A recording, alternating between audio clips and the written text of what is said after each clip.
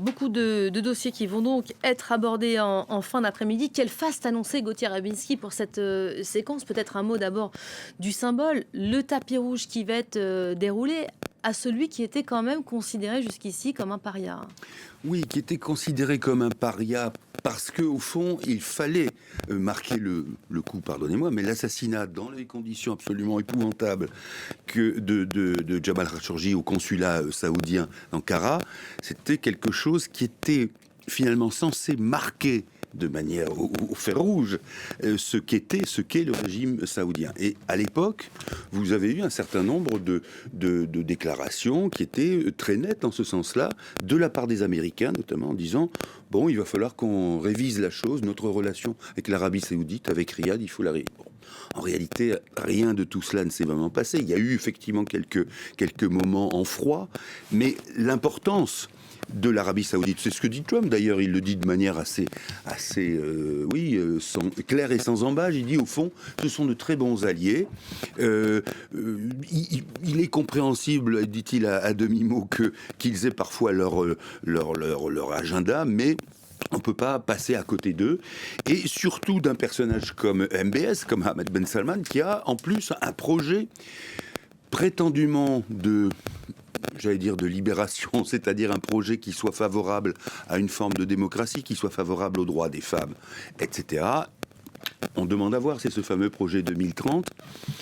Quand vous voyez que Ben Salman a souvent avancé comme argument majeur et comme fondement à sa politique dite de libéralisation, le fait que les femmes aient le droit de conduire. On dit, attendez, oui, c'est pas mal. Ce qui n'est pas compréhensible, c'est qu'elles n'avaient pas le droit avant. Enfin, vous pouvez tout de même pas vous extasier devant ce genre de mesures en disant que le futur souverain d'Arabie Saoudite est quelqu'un d'absolument révolutionnaire. Mais voilà, donc, si vous voulez, quand on parle de Khashoggi et de ce qui s'est passé, finalement, c'est bien que certains, comme des journalistes, aient cette conscience-là, parce que pour le reste, soyons francs, les choses sont passées plutôt par pertes et profits. Simplement, la question qui se posait, mais c'est celle que je suppose vous allez me poser maintenant, c'est celle qui concerne la géopolitique de l'Arabie Saoudite et notamment la question palestinienne d'un côté et la question avec Israël. Oui, parce qu'il y a effectivement des points de divergence, Oui. Malgré tous les gros contrats qu'on va signer et concrétiser, peut-être, d'ailleurs, c'est même pas certain aujourd'hui, il y a ces points de divergence que constituent Israël et l'Iran.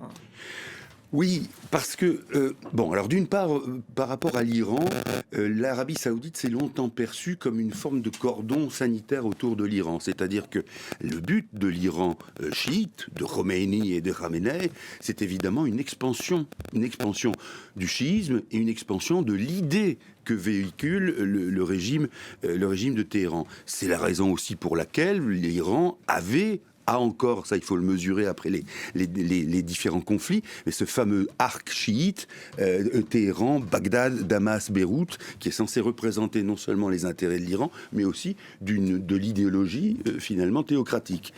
Tout ça a un petit peu changé. Et d'une certaine manière, Riyad et l'Arabie Saoudite se perçoivent comme étant plus des gardiens d'une forme d'orthodoxie mais économique, ce qui devrait permettre, je dis bien tout ça est au conditionnel, l'avancée sociétale dont on parlait tout à l'heure. En tout cas, c'est comme ça que c'est présenté par le pouvoir saoudien. Et donc, de ce fait-là, il y a la volonté de ne pas céder à la panique vis-à-vis de l'Iran, d'autant que, et Trump le rappelle, Trump dit, on a bien vu, on a attaqué l'Iran, on s'est vraiment attaqué à leur dispositif nucléaire, ça marche bien, et d'ailleurs c'est pour ça qu'on vendra des F-35, donc ces chasseurs américains qui font en la matière, avec des guillemets, merveille.